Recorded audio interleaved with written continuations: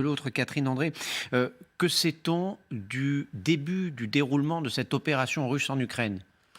Eh bien, ça y est, on l'a entendu, les troupes russes ont lancé leur offensive en Ukraine, les troupes terrestres. Pour rappel, il y avait 200 000 soldats russes qui étaient massés à la frontière. Mais ce qui est intéressant de souligner, c'est que l'offensive russe, elle ne se limite pas seulement au Donbass.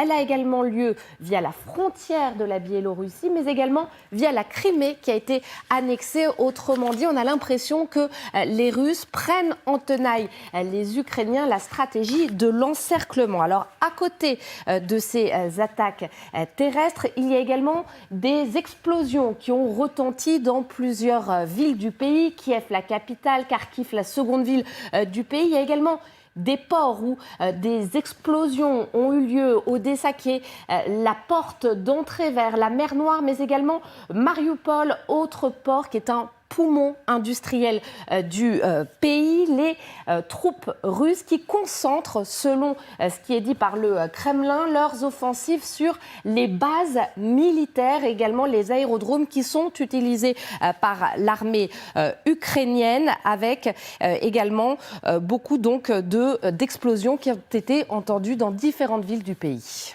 Pas de panique, nous allons vaincre, c'est ce que dit ce matin le président ukrainien. Mais est-ce que l'Ukraine a les moyens de se défendre?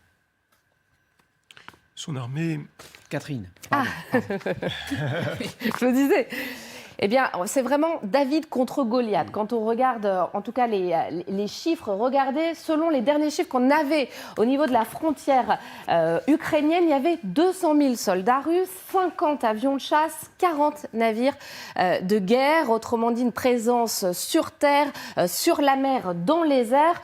En comparaison, regardez l'Ukraine, 40 000 soldats, selon les chiffres officiels, qui étaient au niveau de la frontière ukrainienne, avec des armes terrestres fournies notamment par les Occidentaux. Mais selon des sources venant de l'armée ukrainienne, l'Ukraine ne pourrait pas tenir plus d'une semaine face à la Russie. Merci Catherine pour toutes ces précisions. L'Ukraine qui affirme avoir abattu 5 avions et un hélicoptère russe. La Russie qui dit avoir détruit les bases aériennes et la défense anti-aérienne ukrainienne, ce qui expliquerait notamment les images que nous allons revoir, celles des engins militaires russes qui franchissent la frontière avec l'Ukraine.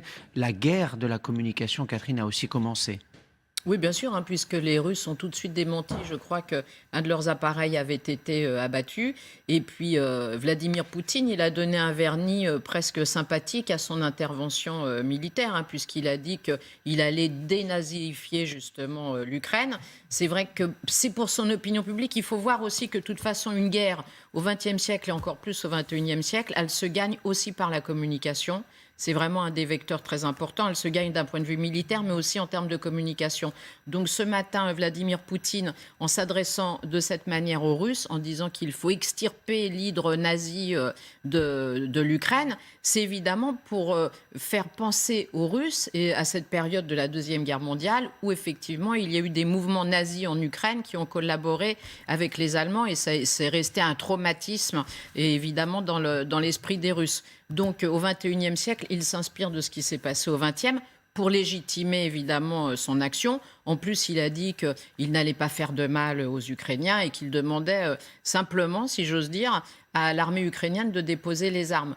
Donc lui, il est dans sa politique de communication qui évidemment ne s'adresse pas vraiment à l'Occident, parce qu'il sait que de toute façon, de ce point de vue-là, en Occident, la bataille elle est quasiment perdue, puisque tout le monde a fait front commun, même si les sanctions économiques annoncées hier étaient quand même légères par rapport à l'importance et à la gravité de la situation. Donc il sait que de ce point de vue-là, c'est perdu, mais il continue son narratif à lui sur, en fait, c'est quasiment la Russie qui est agressée par l'Ukraine. C'est pour ça qu'on réagit.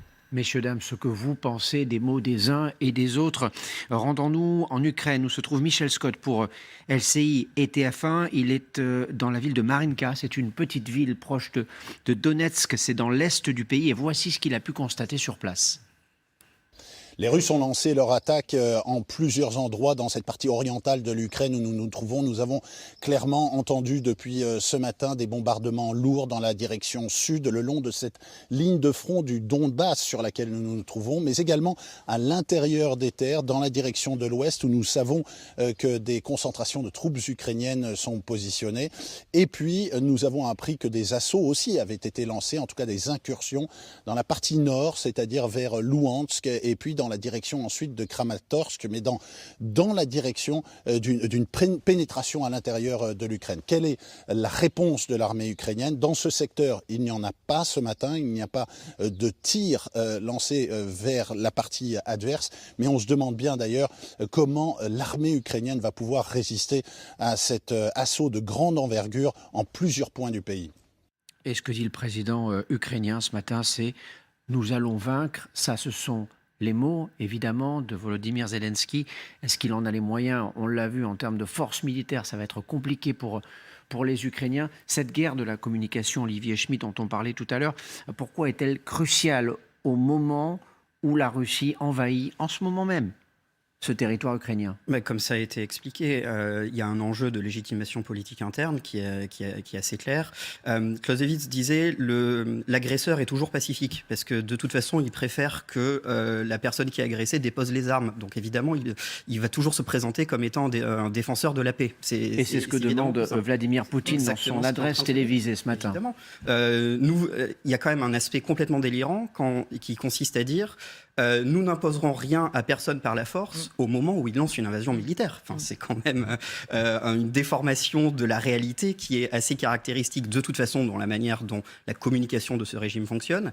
Donc il y a effectivement un enjeu de politique interne. Il y a aussi, à mon avis, une espèce de cohérence du discours qui a consisté à dire depuis 2014 que le régime issu de la révolution de Maïdan était structurellement illégitime, qu'il était de toute façon contrôlé par des néo-nazis. C'est effectivement une constante du discours russe depuis 2014, ce qui revient à peu près à dire que la France est un pays trotskiste parce que M. Poutou existe dans le paysage politique. C'est à peu près le même niveau d'argument.